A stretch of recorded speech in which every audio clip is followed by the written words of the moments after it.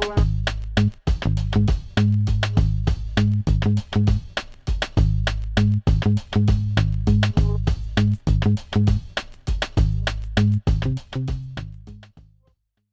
right, well, we are back. Welcome to the Managing with Mind and Heart podcast, folks. And I'm just going to jump right into today, and I'm going to save you from my shameless advertising or my shameless push to have people, review our podcast, because that helps other people find the podcast. And it's probably the best way to do us a favor, but I'm not going to do any of that today. I'm not going to tell you to go to Apple or Spotify and leave us a quick review. Instead, I'm going to jump right in because because I'm your host today, Ethan Nash, but I have a exciting guest who's been on the podcast, I think a couple times before, if not more, and that is Dr. Anna Gibson. Anna, Hey. welcome to the show. Hey, Ethan. Thank you. I'm happy to be back. It's been a while. I don't even remember when the last time was. It's been a bit. Yes, Yeah. it was time. For those of you that don't already know, I'll let Anna introduce a bit more about herself. But Anna, she's coach, consultant. She has her own consultancy, Gibson Dynamics, and I know you do a variety of things at Gibson Dynamics, but you specialize on the employee well-being side of things. Yep. And we've been really honored to partner with Anna at Nash Consulting, and she does coaching, consulting, and training for us, with us for, I don't know, the last 7 years or so. Yeah. Coming up on 6, almost exactly. Wow. Yeah. Anyways, Anna's a superstar. We're glad to have her partner with us, glad to have her on the podcast. And I will shut up because I'm just talking too much. Anna, You are not. You are say what not. you'd like to say about yourself. Thank you for the great intro. I'm excited to be here. So, I'll just a little bit of background. I feel like the most relevant thing for this conversation today is that before I ever got into psychology, I, as many little kids do, wanted to be a famous actor or actress. But I got into theater very early on as a kid, and it just was one of those things that really kind of stuck for me and I grew up in the theater scene and eventually ended up switching out because you need a day job at some point. So, Most people do. So before I switched into psych, I spent a lot of time with theater crews, with casts, and learned a lot about what it's like to be in a performance team, on a performance team, and in a community of people where, people are interacting together in a very concentrated period of time. So as we get into team stuff today, that's kind of my background. And Ethan, I'd love to hear more about yours too, so we can kind of bounce around and see how teams we've been on have been different. But so I yeah. guess that's my entry point. And then other than that, I'm a clinical psychologist. I love thinking about people and organizations from a psychology lens and really thinking about how do you apply principles of behavioral science and behavioral health to larger systems. So that's what brings me into this work and gets me jazzed about it. And yeah, I've been with Nash for 6 years, and it's an amazing place, amazing people, amazing place. True. That's a true. Well, we're glad to have you on it. I'm happy to have you on the podcast. I don't need to share a bit more. I don't need to share my background because people probably listen, hear too much about me. But I want to know more about your background, Ethan. well, I'm sure we'll maybe like kind of get there organically throughout the episode today. But Anna, we had our team retreat a couple weeks back, and you kind of did a workshop for our whole team on kind of research-based drivers of team effectiveness, and it was really eye-opening for me, and just some of the concepts and tools that you brought in. So I thought, Anna, I need to get you on the podcast. I need to get you on the podcast soon because this is exciting stuff. But You mentioned earlier just kind of your experience being on a what you call a performance team. And I just maybe want to start there, like with some definitions. Like, how do you or how are you thinking about what a team is, whether you're differentiating between a team and a performance team, or that's kind of one and the same. Yeah, love that, Ethan. Thanks for starting us there. Before I answer your question, why don't I want to bounce it over to you and get a sense of like what for teams that you feel like have, I don't know, kind of fallen under the category of quote unquote teams. Mm-hmm. What comes to mind for you, or what do you think of when you think of a team? Yeah, I was processing this a bit before we hit record, and one reflection I had is just that I've kind of been on teams my entire life and Hmm, many different types of teams. I mean, I did every imaginable sport growing up, and I was on debate teams and different whole bunch of different jobs. Like there was just so many teams, and so I was kind of thinking about what were the differences of those teams. So I don't know. I don't know. I mean, I can think of probably maybe one of the best teams I've been on in mhm. terms of its performance as well as kind of just how it felt almost emotionally to be on that team. And Cool. by the way, those were one and the same. It Yep. felt good emotionally, and we were the highest performing. And I Yep. can think of one of maybe the lower performing teams I've been on, and it didn't feel great emotionally or Mm. relationally. Imagine that. There's a connection there. What? Um, Weird. very weird. I think I mean, I'll just start with probably one of the best teams I've been on. I'll use a non sport example. I'm sure plenty of sport examples will come up later because I like that stuff. But um, this is when I worked for a staffing and recruiting firm in kind of healthcare and biotechnology. Kind of right out of college, it was my initial career. I did not know that. Yeah, Cool. yeah, I've talked about it a few times on the show. That's where, yeah. Anyways, I I think kind of the first team I was on coming in as a recruiter. We were just a stellar team. I mean, not like I mean, for one, like we were just kind of blowing our metrics out of the water as a team. Like we were, finding the people we were supposed to find, and then we were placing them at jobs, and they were staying in those jobs for a really long. Like it was good. Um, some things that I've reflected on about that team is like one, there was just kind of a level of personal trust and connection that was built like really early on. Like my manager, I've described her on this podcast before because she really made a big impact positively in my life. And just, she was the type of person that recognized that making time for us to just connect outside of doing the actual work Mhm. was, I don't know if I want to say it's as big as a priority as doing the work, but it kind of felt like it. Like, Mhm. and there was just kind of this level of we have each other's back. Like, I'll just briefly tell this quick story. So I kind of came in. It was a pretty kind of, I don't know how to call it, like, a suit and tie type of office. And it was a little judgy about how people dressed and looked and stuff. But, anyways, I kind of came in and I was right out of college and I had like my dad's like hand me down like shirts or something like that. And I'm I'm sure like, they were very fancy, I, knowing Mike. right, you His know, and t-shirts. exactly. An ill-fitting suit. And I guess like the director of the office like made a comment to my manager about the way I was dressed. Hmm. And I just remember she didn't embarrass me. She didn't do anything. She just simply grabbed me and said, "Hey, we're going for a field trip." And we went to the mall and she's like, "I'm going to buy you some shirts." And she kind of just made it sound like this is what she does for people that comes on the team. Wow.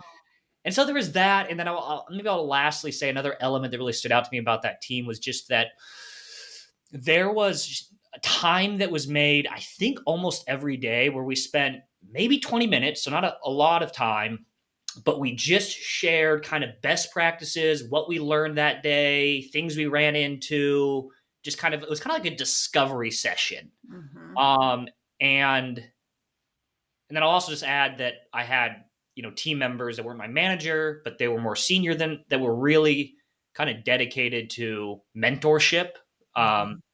So, anyways, we were a really good team, and yeah, I don't remember what the original question was, but No, there's the story. you answered it. You answered it. I asked you kind of what you think of when you think of a team, and I heard you saying a few things in there. There were some elements that absolutely track on to some of the things we'll be talking about. But I heard you saying like making intentional time outside of the actual work setting with the team to just build Mhm. relationships.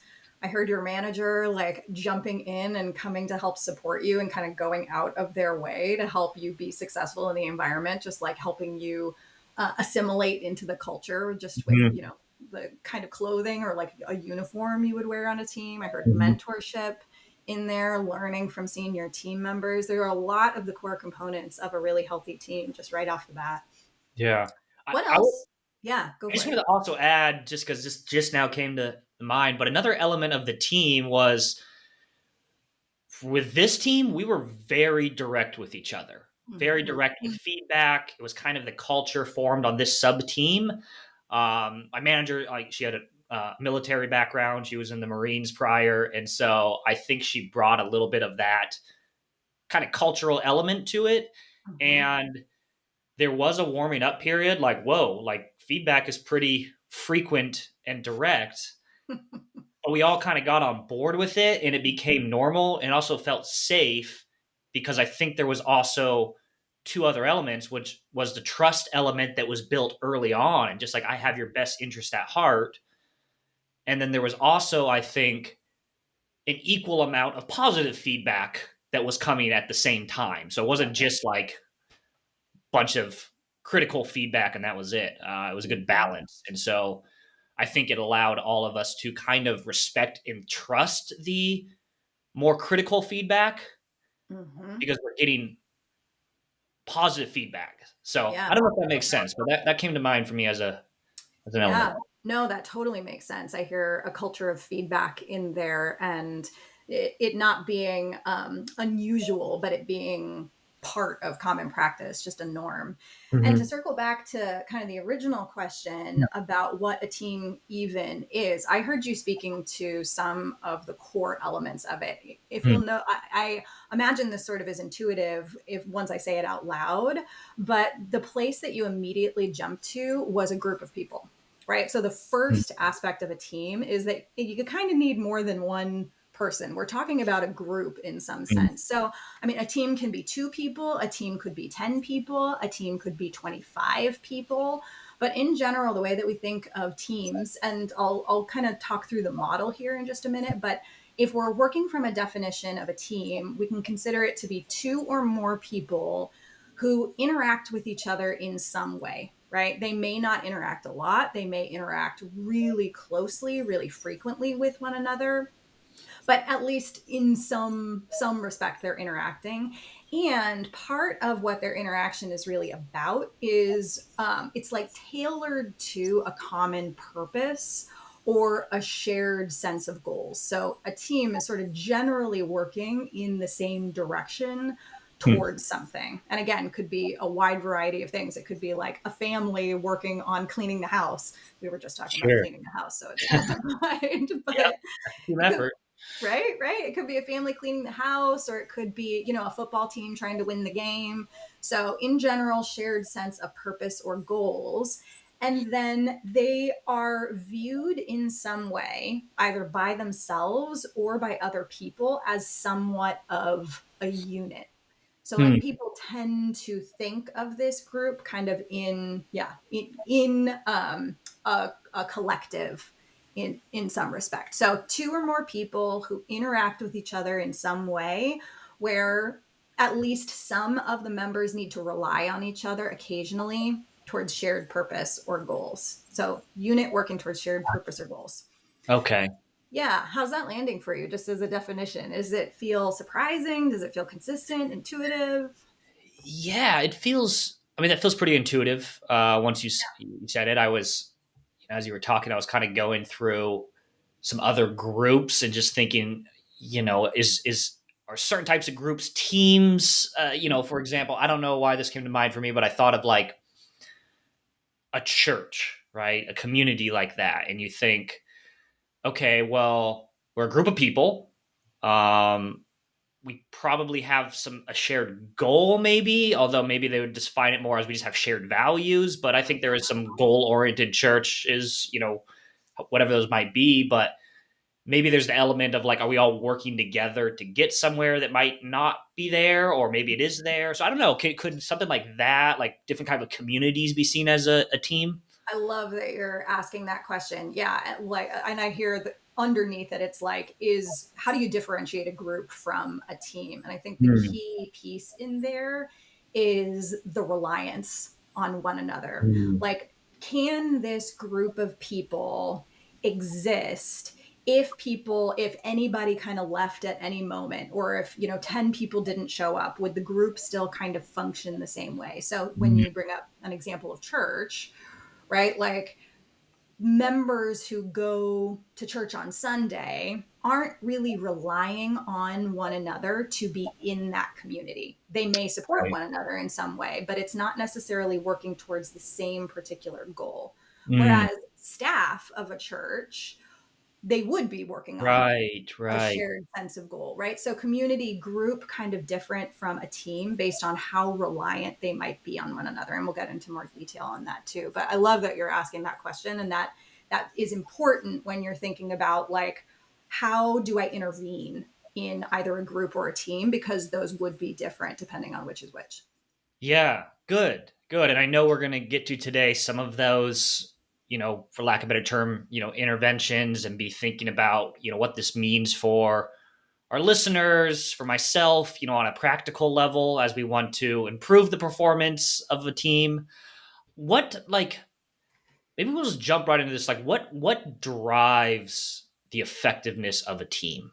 I think that's might Yeah, be kind of the crux of all of this here. cool. I love it. Yeah, you're getting right into the meat of it. Let's jump in. Okay, so before we actually get into the specifics on it, I just kind of want to couch where this information comes from. If we're talking about research-based drivers, important to be thinking of kind of the source here. Yeah. So this model that I'll be talking about comes from a book called Teams That Work by Scott Tannenbaum and Eduardo Salas, who are big names in the team effectiveness world. They've got combined probably like 80 years of experience in academic settings, military settings, hospital settings. So like very high performance environments that at times, it's life and death whether or not these teams are working well together. So these folks are the real deal here. And years of research behind their work. And what resulted from that was this model that speaks to what they call the 7 C's of team effectiveness. So we'll go through each of the C's, but before we get into it, I wanna kind of present this idea that if you're looking at how to help a team or how to build a team, there would be different ways that you could step in and help, right? You could step in and help people with communication. You could step in and help people kind of set those shared goals or get a sense of shared purpose. But Mm, before you figure out kind of where to intervene, it's important to understand what the makeup of the group or the team actually is. And mm, so, what Tannenbaum and Salas say is that there are kind of 5 differentiators that help you understand kind of what type of team you're kind of dealing with.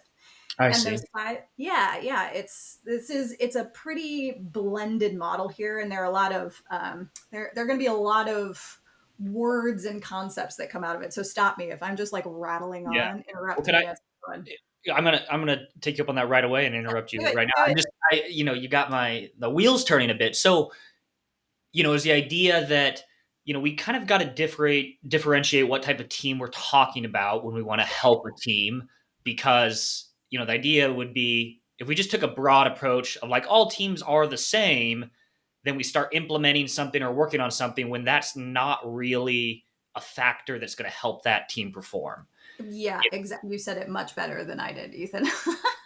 Well, I mean, it's I'll go on a quick side tangent. It just reminds me of, and I might have shared this with you and maybe some others on our team of just, we had a conversation at a team meeting about psychological safety and some of the misconceptions about it, which I went down a rabbit hole with that. And, I stumbled across an article from Harvard Business Review with some research, and I can't quote the research or who it's from. I just remember reading basically the idea that, look, at psychological safety is kind of held up as a really important thing for organizations and teams.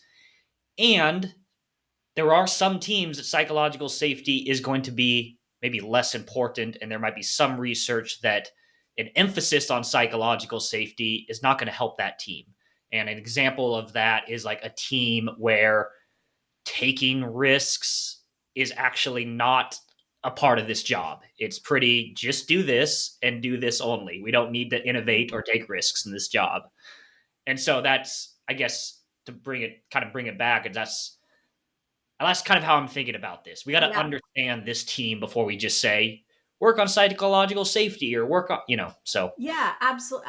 That's exactly it. Like, if you don't understand, if it's a diagnostic model, right? Like, if you understand what makes this particular team unique, you can then use this framework and be like, okay, so maybe it's important to emphasize this piece, but not this piece. And to your point, like, yeah, maybe psychological safety is super important in a hospital setting when you need somebody to speak up and say, hey, I don't think you're supposed to put that scalpel there, right? Right. Versus a team that works completely in a distributed capacity, just on their their widgets, to your point. So Yeah. yeah, it's a diagnostic model. It helps us understand, like, what are the things that we want to target, and we don't want to fix what's not broken. Right. Right. Yeah. Cool. We'll keep going with this. So you said there's kind of five Yeah, differentiators or something like that. you got it. 5 differentiators. So what Tannenbaum and Salas say are that there are 5 differentiators to help you figure out like what makes this team unique, or gives it kind of its unique flavor. So Hmm. the first one is how reliant teams are on one another. So, like, Hmm. to what degree are the things that we do really dependent on one another? Hmm. So I'll use some team examples here because I think it helps kind of illustrate the ideas as we go. But you think of a football team, right? Hmm. Football teams are the players in a football team are highly dependent on one another. They're interdependent because you've got to. This is also going to reveal my lack of knowledge about sports is the problem. It's gonna be But great. Yes. yeah, you can fill in for me and help me out if I'm saying anything wrong. Throw the ball across the sports line, Well, right? this Is is that how my that very works? specific area of expertise is football. So don't. Oh, yeah. I'm Okay. Well, getting good. Then nervous I'm for you. glad No, just kidding. glad I chose the one that I'm gonna be a failure around. Yeah. So how reliant team members are on one another, but you've got your quarterback, right? You've got your running back, you've got your wide receiver, There you go. I've got it, right? Some You of got these. this. But everybody's got like a different function, and we'll talk about that too. But if you didn't have each of those roles and working closely with one another on their particular thing, the team wouldn't function as effectively, right? Right. So Yeah. those roles are interdependent on one another in some way. Hmm. And Makes then the sense. second is how stable the team's membership is. So, like, is there a lot of turnover in this team at this company? Say, a startup organization might have a lot of turnover early on in their work because things are constantly changing, priorities are constantly shifting, the organization's growing. There's just a lot that's happening. So, you might have much lower team stability in a startup environment compared to, say, a legacy organization that has people who've worked there for 15, 20 Mhm. years and are planning to retire and have been there Sure. their entire career. Kind of a lot of public agencies that we work with. They're Yeah. often very stable people that are there 20, 30, 40 years. Yeah, actually. Yeah. Yeah. Great example of it. Mhm. Yeah, and if you think of a football team, there can be within a season, right? There's generally pretty high member stability Mhm. because you've done all this practicing, and you've got to actually you got to deliver on the results, but much of those results depend on the members who were there when you were doing your training. Now, Right. season to season, there may not be as much member stability, but within a season, it's probably pretty high. And Hmm. that would change how you would approach the team, right? So what you do with your team during the season would be very different than what you're doing off season, especially if you've got people kind of shifting gears. Okay. I'm following. Yeah. Cool. So team stability and then task consistency. So this is how repeatable the things are that each team member does. So for a football team, right, it's like running plays over and over again, having fixed patterns, kind of structured strategies for how to beat, I don't know, a team that's really, really high in the what are the areas called? They're like 4 divisions. Is that what they are in football? I don't know exactly what you're talking All about, but right, all yeah, right. We yeah. probably got to get off the football now. I should go to something that I actually know something about. But Yeah. yeah, so task consistency. A football team would have high task consistency because there's a lot of repeatability to what they Right. do. Right, Right. going in and playing games. There's some nuances to it, but in general, it's kind of the same thing. Hmm. And then the fourth one is geographical proximity. So, Hmm. whether the team members are actually physically in the same environment.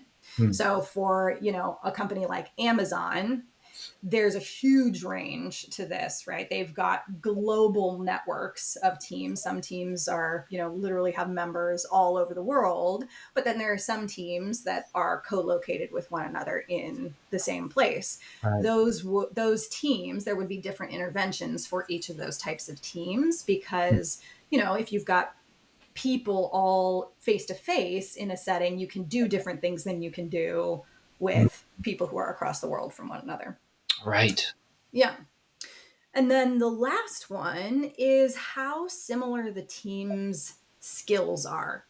So, like, Hmm. whether the roles are specialized or whether you could sort of like swap people in and out of what the general purpose is of the team. So, like, for a football team, you probably have people who are in pretty specialized Yeah. roles for the most Yeah. part, right? Like, you don't really hear about people switching from quarterback to wide receiver or running back halfway through a career, although Yeah. correct me on Yeah. that. Is that wrong? There are some unicorns that will switch like that, but yeah, you're not going to have your offensive lineman become a wide receiver. It's a very different skill set and probably a 200-pound difference, but neat. So That makes a lot of sense. Yes. Well, and you make a good point too, which is that skill sets may not actually have anything to do with what skills have been developed over a career, hmm, but it might actually be just like inherent capacity, like hmm, literally body size might sure. influence the In degree this to case, which there yeah. are skills that are similar. So, Hmm. those are the five: how reliant people are on one another, how stable the team membership is, how consistent the tasks are, how close people are literally physically to one another, and then how similar their skill sets are. Okay, that's helpful. Would it be? You think it'd be useful to take maybe like so we kind of use a football team as an example here. Maybe we take a different type of team and kind of look at these five elements. What would Love be it. maybe a different type of team we could put the lens on? Yeah, cool. Maybe one that I know more about, which is theater. Sure. Okay. So, yeah, this one I can actually speak to intelligently, Perfect. but we could use it as an example. So, when you think of, or, a TV production, movie production, theater production of any kind, when Hmm. you think of how reliant those people are on one another, what kind of comes to mind for you? Let's use theater. That's probably a more specific Theater. example. Yeah. Yeah. Well, yeah. So we're assuming it's a group that's putting on a production. Yeah. I would imagine it's close to probably 10 out of 10 of Yeah. the lions, right? You have to know your lines that's going to cue their lines. They have to be in the right place, hit the right cues. There also is camera people or light people or music people. So it's all has to be super coordinated. Yeah. super reliant, is what I would imagine. Yeah, absolutely. That coordination piece is Mm. huge. If everything is not working kind of perfectly in sequence with one another, the show kind of falls apart. There's a Mhm. saying in the theater world of the show must go on, which I mean kind of implies that there is a heavy amount of coordination needed just to like keep the show going to some degree. If you know one of your set pieces literally breaks in the middle of a show, you got to figure out some way to adapt around it. But it's because it's a huge disruption to that kind of coordination. So, Right. yeah.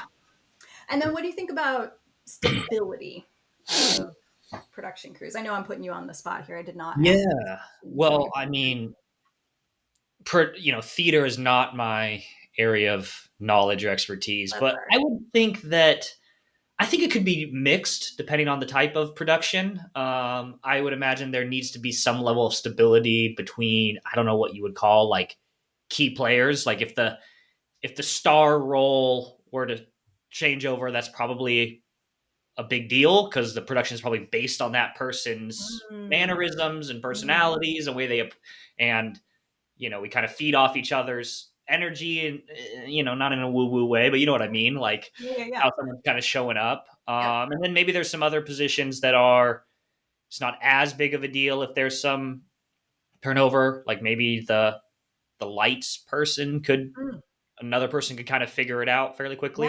I don't want to yeah. pretend like that is not an important job. I don't know, but Yeah. what do you think?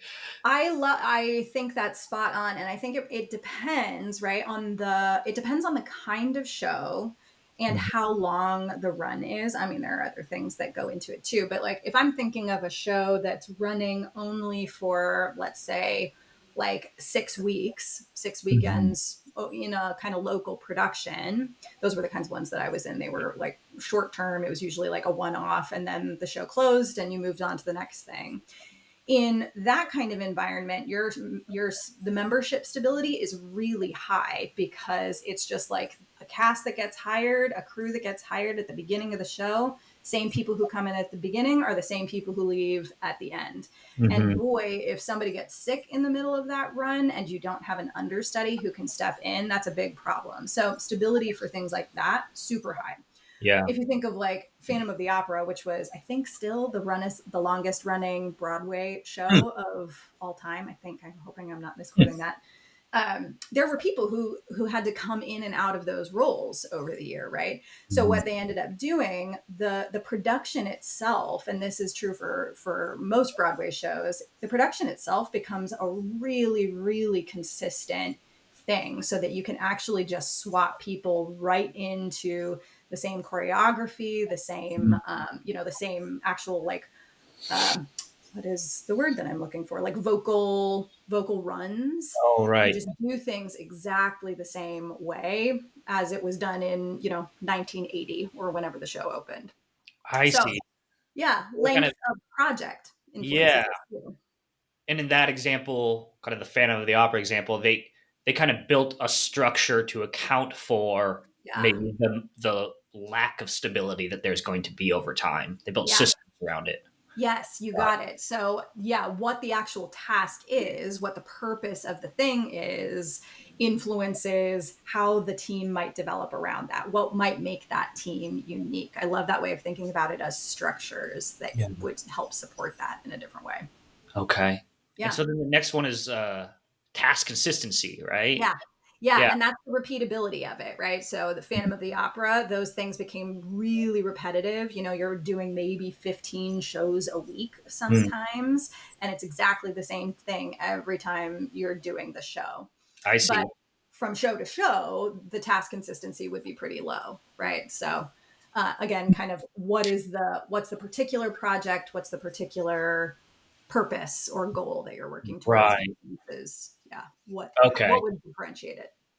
Yeah, because if it was a improv group, task consistency is much lower, right? Because we're just Totally. on the fly. Yeah, Gotcha. totally. Great example of that. Improv was never my thing for exactly that reason. It's like, I don't All know right. what's going to happen. Too anxiety Uncertainty. provoking. Yes, Yeah, yeah. One of my scarf areas. that's right. Mine too. Yeah. And then, yeah, geographical proximity. So for a theater team, what do you think? Theater team. Probably very high. They Right. are literally on a stage together. Yeah. So Yeah. yeah. Absolutely. And I mean, you could think of like COVID having impacted Mm. theater pretty significantly, given that people, couldn't be in the same place. The tasks themselves have to be adapted to the particular environment because that proximity factor was different. Right. Right. And then skill sets, what do you think? Um yeah, for if we're looking at the whole production team, I would say it varies probably quite a bit. Yeah. Especially even if we're talking about just the actors, like they probably have a similar skill set, but depending on their role and they might have slightly different skill sets, right? Yeah. Uh, Yeah, some might be singers, some might be dancers, but they're all kind of under that umbrella of like performer or something like that. So you can get some variation within the group itself. But yeah, it's pretty highly differentiated. You got lighting people, you got the director, you got the stage manager, whole hmm, bunch of different people doing different things. interesting. So Okay. yeah, those are the five. And then what is super cool about it, and this is where I start to nerd out, is that when you have a sense of kind of what makes this team unique or this kind of a team, then you can start pinpointing which of the seven C's would Hmm. be important to emphasize or not. So Yeah. maybe it's time for the seven It's C's. time for the seven C's. Time to sail the seven C's. Yeah. Oh, I Yes. love that. Isn't there seven C's? That's like Yeah, okay, gotcha. there are. That just had literally never crossed my mind. I'll bet that's where they got it from. That was the first thing that I thought of when you mentioned the seven C's. I That was is like, for the hilarious. first 15 minutes of your presentation, I thought you were like SEA, like C's. Oh Like, my seven gosh. C's. That is funny. There's a brewery down in Tacoma and Gig Harbor called the Seven Oh Seas. yeah, So that's my immediate there you association. go. Yeah, but yeah, let's get into these seven C's. Let's do it. Kind of let you steer the ship since we're going with that. Oh, look at Yes. you keeping the See what I theme did there? consistent. We'll see. We'll see if I can keep it going. Probably not. Yeah, so the seven C's, these are the actual drivers of team effectiveness that Tannenbaum and Salas isolated. Hmm. And they're pretty nuanced. So I'm going to do like a super, super high level view of what they each are. Mhm. So the first C, well, actually, let me just I'll run through all seven and then we can actually get Cool. into each of them. All right. So we got capability, coordination, cooperation, communication, cognitions, conditions, and coaching. Hmm.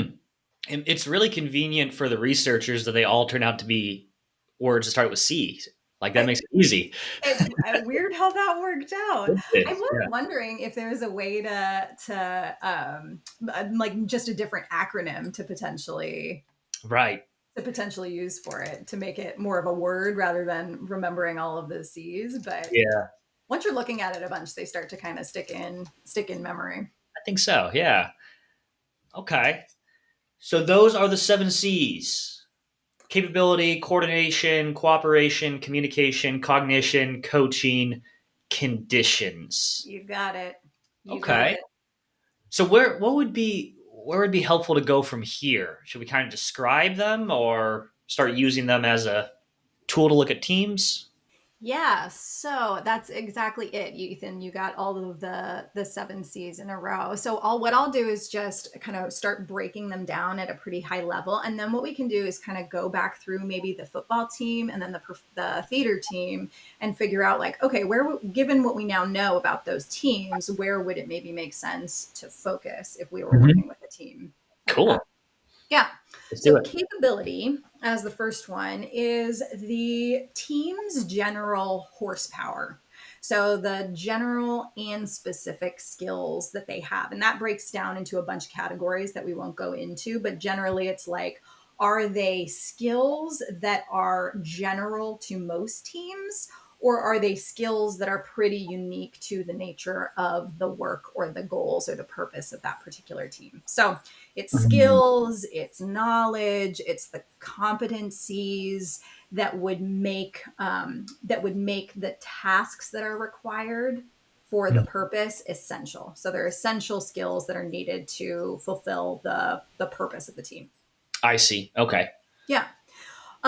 This is putting you on the spot again, but when do you imagine it might be important to have people with a team with really high capabilities?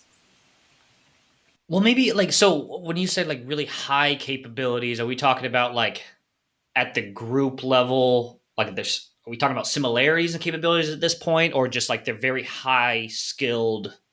High performing skills, like when you really need people to be good at what they do. Yeah. I mean, it's kind of a tricky one because I feel like most jobs I can think of, it's like, yeah, we want you to be really good at what you do, but I guess it will require like a lot of like cognitive load and like Mm-hmm. a very robust skill set. I guess like I mean, one would come to mind would be something like a police force, right? Totally. So they're I mean, obviously, an extremely high stakes job situation, being skilled at what they do, how they handle situations, how they de-escalate situations, how they approach people in the community. I mean, we're talking about needing a high level of emotional IQ skills, Mm-hmm. interpersonal skills, conflict resolution skills. I mean, the list could go on. So I guess that's what comes to mind for me as an Yeah, example. yeah, it's a great example, right? Like you want your police force to be really good at what they do. And you said this because the stakes are so high. Mhm. So capabilities become really critical when you think about stakes that a team are under. So, like a medical team would be another example of that, or like a surgical team, highly technical teams. So, I mean, maybe like astronauts, for example, or people who are running the control room of space missions, things Yeah. that are really highly specialized. That's where capabilities are things that you'd want to focus on developing for a team. And we can think about kind of what to do in each of these areas, but what you would do to build capability is to focus on things like cross training, simulation training, just sending people to trainings, ongoing skill refreshers, right? Like this is what we do with the top 15 management skills. We come Mhm. in and we help teach what best practice management skills are, but it's not Mhm. enough to just get them the one time, right? Because it's a pretty technical skill set in a lot of ways when you think of management, like what's Yeah. actually involved. So building in those kind of ongoing skill refreshers, things like podcasts Yeah. to Yeah. help Sure. people like keep building on their capabilities, it's huge. It's a big deal. Yeah. It also seems like I'm nerding out with you, and so I might digress here, but Yay. you can kind of almost separate this into two areas. Like there is very kind of specialized high cognitive skill sets, but like I only do this one thing. Like I Mhm. only, I don't know, code this machine, whatever coders do, but it seems like it's difficult, right? But I only do that one thing, right? And then there's also like I look at okay, so a job like a manager, it's a wide variety of things, Yeah. and all many of them kind of difficult skill sets to be a good manager. Yeah. So would this capability section include both of those as yeah, I don't know, Yeah. things. Yeah, absolutely. It's just the range. It's the Yeah. range of skills that people generally have. And sometimes it's more important to be super specialized and really skilled in it than other times. Mhm. So, to your point, and there's probably natural variation in it too, right? Like, not everybody is perfect at at all 15 management skills. Some probably come a little bit more naturally to some Mhm. people than some of the others. Maybe the more work related skills are a little bit easier for yeah, for some people. And then maybe some of the EQ, the more EQ related skills come a little bit more naturally. So you develop some of the more underdeveloped areas or you build on your strengths. So different ways to think about capabilities, but it's generally that like skill set, the horsepower involved. Gotcha. Okay. Yeah. Cool. So then what's And the then next one?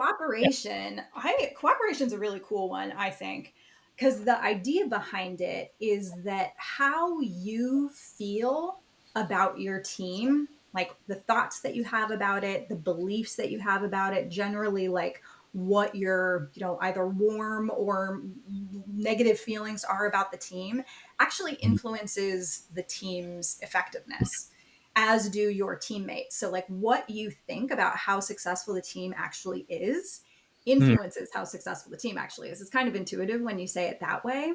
But what that then means is that cooperation is really about all of the interpersonal stuff that Hmm. glues people together.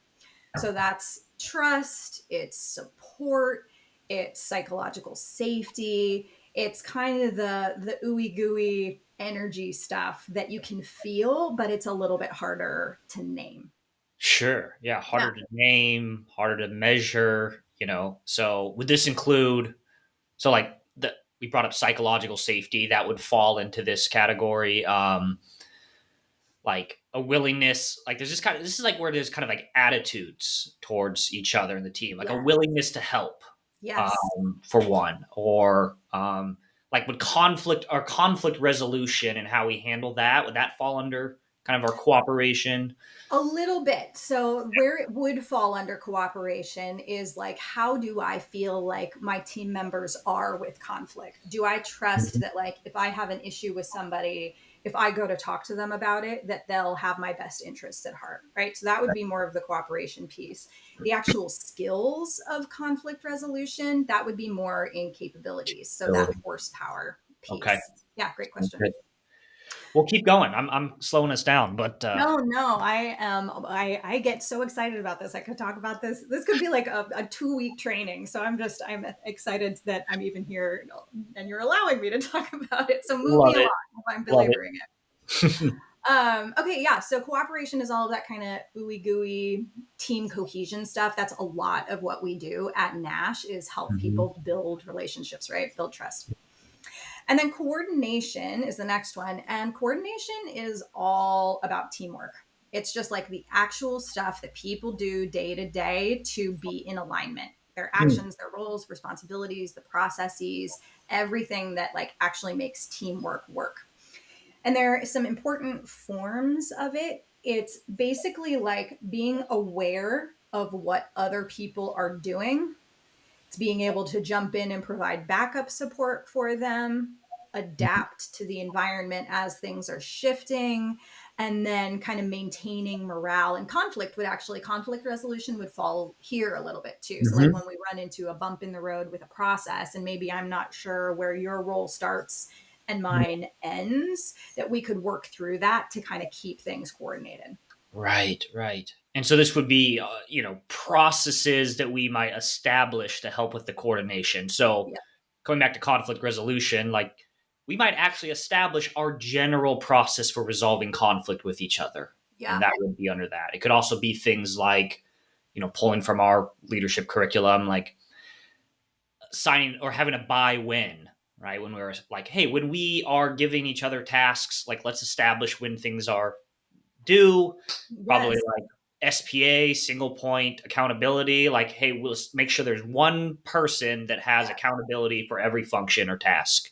Yeah, it's a great example. And by whens are a really useful example because that's basically a way of helping people maintain situational awareness, right? It's like we have put into the environment kind of shared information that helps things move along faster. So it's like coordination is kind of where efficiency comes in too. I see. By whens, I love that example of it. ABCDs would fall there also. Yep, yep. Yeah, cool. Cool. And yeah, we could break all of these down and think about teams, like where this skill is most critical. But just for the sake of time, I'm going to keep us moving. Yeah. So, communication is the next one. And communication, I mean, this is fairly obvious, but it's about information flow, right? How is information passed from one place to another? So that includes things like how clearly people are communicating, how timely information is being delivered, how relevant the information is. And the more distributed your teams are, generally the harder communication gets. That's part of the reason we have so many communication tools available, right? Especially since COVID happened. We needed a way to communicate because we weren't able to rely on the face-to-face kind of contact where a lot Mm. of communication happens in general.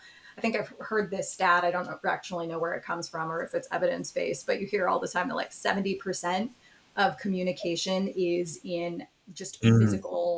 physical interaction with Yeah, people. So we need some of these kind of supplementary tools if we don't have that 70% available, that makes or sense. if the needs of the organization rely on something larger than face-to-face interaction. Yeah, and it strikes me that this is, again, coming back to the idea that, you know, teams are going to, the type of team matters here, because we could just say communication is really important, which at some level it is, right? Yeah. Regardless of the job, especially at the organizational level. Like, I don't care what my job is. It's nice to know what's going on with the organization, if, whatever.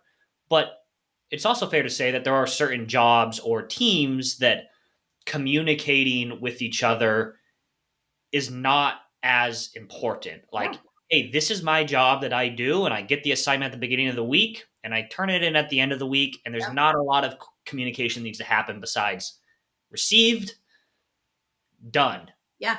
Yeah. And so, yeah, this is interesting to think about how you got to understand your team to know where we might need to kind of Hmm. sharpen up or intervene. And it Yeah. might not just be a blanket. We need to get better at communicating. I- Totally. yeah. Yeah, communication is a huge catch-all term. One example that's coming to mind for me is actually our team. Hmm. So when we're independently working with a client and we're the SPA of that particular client, there's not a ton of communication that's needed with the rest of our team. But when we've got a bunch of our consultants working on a single client, then we do need communication tools to be able to interact and just stay in coordination. So independence also influences the need for it. Okay. Yeah, that makes sense. That makes sense. Cool. Yeah, and I'll just share one little. I love this anecdote, so I'll share it. I think it's in the book as well. But there in 2009, I vaguely remember this. I remember the headlines kind of passing through, but Flight 1549 crashed into the Hudson River. Do you remember this story? All 2009. right. Yeah, yeah, I do. Yeah. Yeah. Yeah, and what they used the audio from that crash and analyzed what was happening between the pilot and the co-pilot as the plane was going down. I just think this is so Hmm. fascinating. And what they found from the audio was that part of the reason that they were able to successfully land the plane and nobody was hurt, nobody died. I mean, like this was a successful crash landing. They Hmm. found that the captain and the co-pilot were communicating very tiny pieces of information that had Hmm. some unique characteristics to it. It was like very relevant to the situation. It wasn't excessive. It was in real time as it was happening. So they were kind of narrating these little bites back and forth to one another to stay coordinated in the process. Hmm. So, I mean, it speaks to this idea that depending on the nature of the task that you're doing, it influences what type of communication is going to be helpful. Isn't that wild? I think that's such a Yeah. cool example.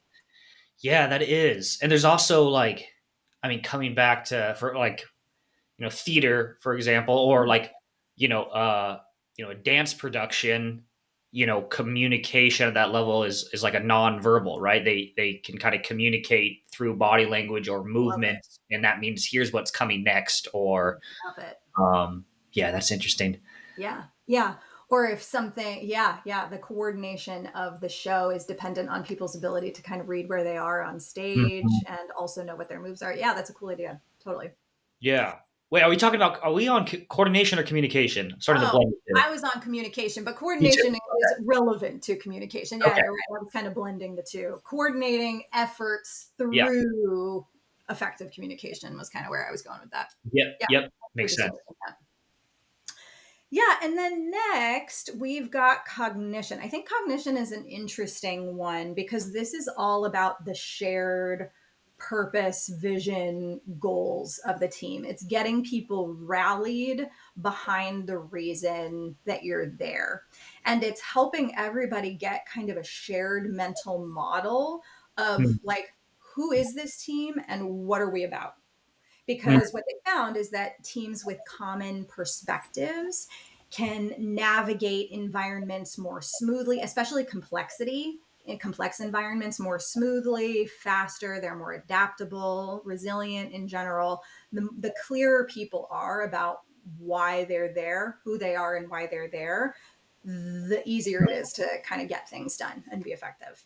I see. Okay. So, like you said, shared goals, mission, and I think this would also include, I mean, correct me if I'm wrong, but where things come in, like, well, of course, priorities, but like, Yeah. what are our different roles? Whoops. What are our different roles and responsibilities? That's part of the kind of shared cognition. Yep.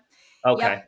Yeah, an understanding of all of the things that go into what makes us us. So Hmm. even things like, those differentiators that we went through, an understanding of like how reliant are we on one another? What is our geographical proximity? How similar are our tasks? All of the like that shared understanding of those would fall under cognitions. But you're right, priorities, roles, norms, tasks, interdependencies, just shared understandings is Yeah. kind of cognitions. I was reading a transcript of an interview they did with Eduardo. So Eduardo, right? Yeah, Eduardo yeah, Salas. yeah, I can call him Eduardo because I know him on a yeah. first name basis. For everybody else, that's Doctor Salas to you. But Oh, I love anyways, I was reading an interview, and I think the question was like, "What would you say is the biggest team killer?" Was the question, and he said actually the quote's right here. So he said, "Simple and easy to fix. It's the lack of clarity in roles and responsibilities. it. Who does what, when, why, and with whom." Team members must know their precise role and responsibilities. So I Mhm. assume that he's kind of talking about the shared cognition and Yeah. hmm, Yeah, and shared cognitions about capabilities to some degree too, hmm, and about coordination, because part of what roles and responsibilities tells us, especially if you understand what the roles themselves actually are outside of the person who's in them, is like what tasks is that person going to be doing in our process, right? hmm. Or like the better we understand how all of it works together, everything, all of the other C's get smoother. Yeah. Oh, for sure. I I love mean, I that can, quote. That's a great quote. yeah, yeah, and I can think of even just like an internal example for Nash Consulting. I mean, I mean, we might still be here, but there's a time where it's like, hey, does this go to Melissa to do? Does this go to Yeah. Ethan to do? Like who? And for a while, it was just like we're just sending it to everybody and just seeing who picks it up. And there was kind of a call for can we get a little bit more clear on roles and responsibilities? And I mean, we haven't totally crossed the finish line with that, but there was a sense of once I was able to more clearly say, okay, for these type of things, for calendaring stuff, like go to Melissa. If you like proposal type of stuff come to me. I did see maybe some of these other C's improve, just our Yeah. cooperation with each other and lack maybe a little bit less frustration and so I that definitely resonates with me. Yeah. And Yeah. to build on that too, I mean, Ethan, you've done a lot of work on this since you stepped into the role, but like who is Nash Consulting as a firm, right? What do we care about? What are we here to do? We're here to help organizations be healthier and happier generally, to bring Yeah. exciting trainings, to bring ourselves and keep things interesting. We're here to ideally help make the world Yeah, a better place, right? And that's part of what joins us all together. So cognitions for are really sure. about that kind of joining mentality. I mean, I thought we're all here to just get filthy rich, Anna. That's clearly why we're in the work that Well, we do. how then what's happening with my work, man? No, but I think you're absolutely right. There was, and it's interesting because I think the cognition, there's like what do we want to call it? Like implicit cognition. Like I think as a group, we all kind of understood why we're here. We had some Yeah, shared values that, yeah, it is about, there's a sense that we want to help, improve organizations. At the same time, we can like help make people's lives better by just having more cooperative or coordinated teams or managers that knew how to lead with trust and respect. And I think it was about articulating that Yeah. as a group that allowed us to say, okay, now there's a clearer picture of our shared cognition. Yeah. And we're not kind of guessing. Yep, yep. Yeah, and there's a range of it too, right? Like I'm thinking back to my time at the VA, Mm, and I mean, this it's a 500,000 person organization, but right. everybody who works there has ideal it like works for the mission of the department, which is serving veterans and their families, and it really is this sort of guiding light for people. And I'm sure various degrees of commitment, of course, but that, I mean, that's why people are there at the end of the day. That is what drives the work. So various ranges of it, everywhere from, kind of begrudgingly joining an organization that does something you don't really care about, all the way to like, this is my life's purpose to be with an organization like this. Yeah, totally. That's cool. Cool. All right. I'll quickly run through the other ones. We've got conditions, and conditions are basically the environment. So, what is around the team that helps enable their success or their Mm, effectiveness? So that's things like what resources are available to them. What organizational support do they have, maybe from leadership, for example? What's the actual structure? What's the, I don't know, socio-political climate that the team is trying to work within? yeah. uh, Anything related to what's not directly within the team's control, kind of the Mm. outside factors that are influencing how teams are working together. Well, this strikes me as a huge one for like probably all teams to be considering, right? I know there's a variety of different types of research that kind of indicate the same thing, which is that a lot of they find like the majority of performance issues you might see in a team is due to factors in the environment as Yeah. opposed to Hmm. it's just an interpersonal issue or an intrapersonal issue. It's like there are things in the environment that are causing this. And Mhm. it makes me think of like, yeah, you can't outcoach bad conditions, right? You might say, like, let me really coach this manager so, they can be awesome at managing, but if the conditions are bad, the incentives aren't aligned, they're not getting the resources, they don't have clarity from further up, we can't outcoach those bad conditions. Totally, Yeah. totally. Yeah, it makes me think of like under-resourced. Yeah, when an organization is cash strapped Yeah. and there are some departments that are doing like maybe let's say pretty innovative work, but it requires a lot of resources, Mm, they may be the first to get some of their funding cut, but right. that also directly influences their success. Yeah, I think that's a great way of thinking about it. Yeah. Well, I brought up coaching. So speaking of Coaching. Oh, I coaching, should have picked up on that. That was a nice segue that I just missed. So I just yeah, screwed that up coaching. for you, Anna. Uh, I missed the assist. What's the assist in football? An assist? I mean, there's passes in football, I missed the pass. assists. Yeah. Get it over the 10-yard Yeah. line. Yeah. You're All getting right. it. Yeah, we're getting there. We're getting there. All right, yeah, and coaching is the last one. And coaching, I think, is a cool one Mm, because it speaks to this idea that everybody's a leader on the team.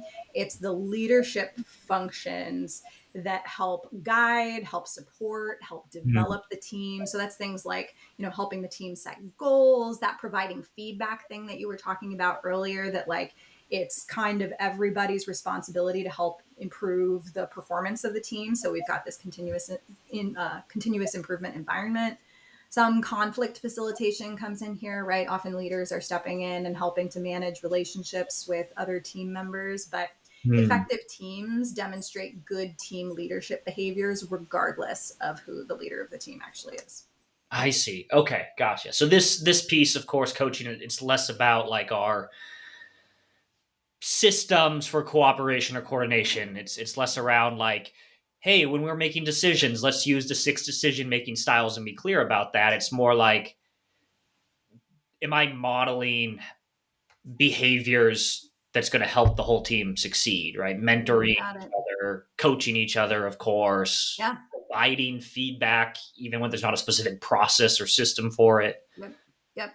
Am I on the right track with that? You got it. You got it. Generally engaging in good leadership skills. And sometimes what you'll see is that leaders who aren't the formal leader will also kind of arise. There's I can't Hmm. remember where this saying comes from, but there's a saying of some kind that in the absence of leadership, a leader will rise. Right. They're in a leadership vacuum. Somebody steps into that role. And the more effective all of your team members are at leadership behaviors, you can pretty much trust that, like, if a leader had to step out, that team could kind of take over and run themselves to some degree.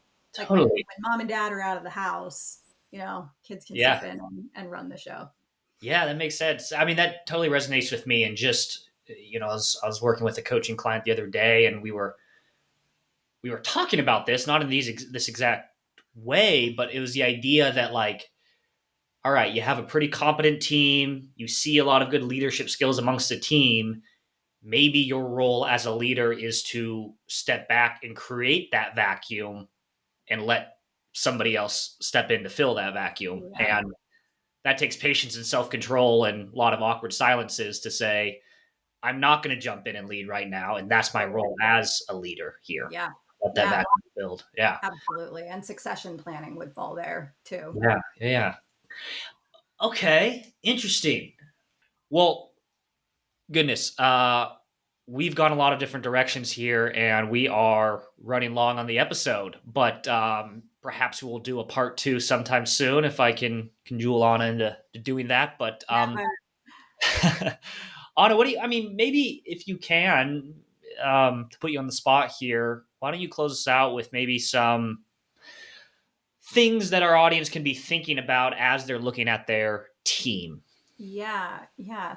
So I guess I'll give maybe just a few examples of types of teams or like some dynamics in teams that might help you think about which of the C's you might want to focus on for your team. So let's say you've got a pretty stable team. They're co-located. They're kind of in the same place. They're ongoing. You might want to think about cooperation and cognition for your team, right? Like those trust factors and then those shared mental models for Mm, teams that are together for a long time. They're kind of in the same place. It's ongoing work. So deepening shared trust.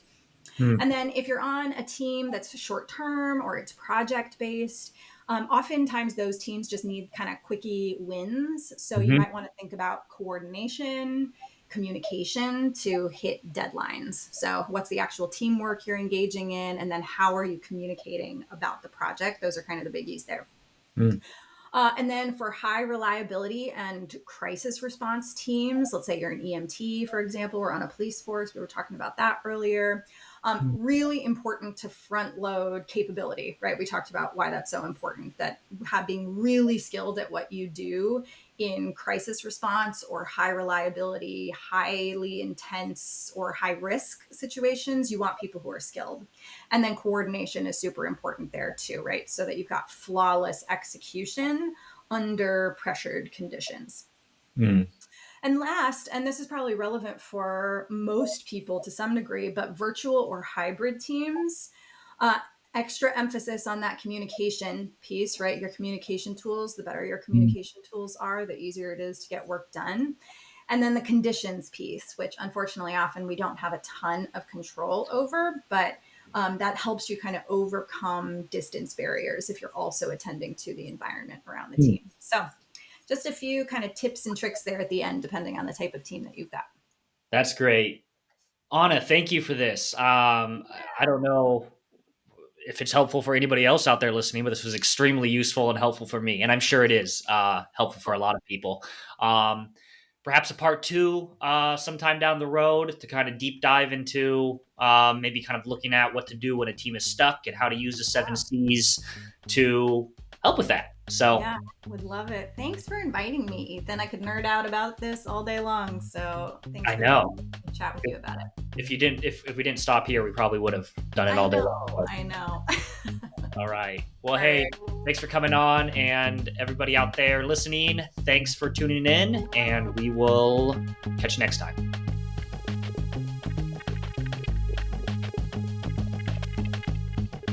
Hey, folks, wait. Don't go yet. Please stay with me for 1 second here. I want to let you know about a couple cool little goodies that we have available for you. If you dig this podcast, you will probably also dig our Managing with Mind and Heart newsletter. This is a monthly newsletter where we share articles that we write about, hey, how to thrive as a manager, how to lead teams that are characterized by high morale, engagement, psychological safety, care and respect, collaboration, and high performance. You can sign up for this newsletter by texting the word leading to the number 66866. Additionally, you can go to our website and sign up for the newsletter there. Our website is www.nashconsulting.com. And of course, if you're not already aware, we have our cornerstone program for leaders and managers, and it is called Managing with Mind and Heart. Go figure. This program is something that we often bring into organizations to work with all their leaders on helping them get aligned and singing off the same sheet of music with best practice management skills and behaviors. We've brought this to hundreds of organizations at this point with really good results. And if you are not able or inclined to bring our program in-house, twice a year, in the spring and in the fall, we offer this 6-day Managing with Mind and Heart leadership development program online for anybody that would like to sign up and join us. To learn more about this online course and to register, you can go to our website. Once again, that's nashconsulting.com. Or send us an email at contact@nashconsulting.com. All right, that's all. That's it. See you later. Bye.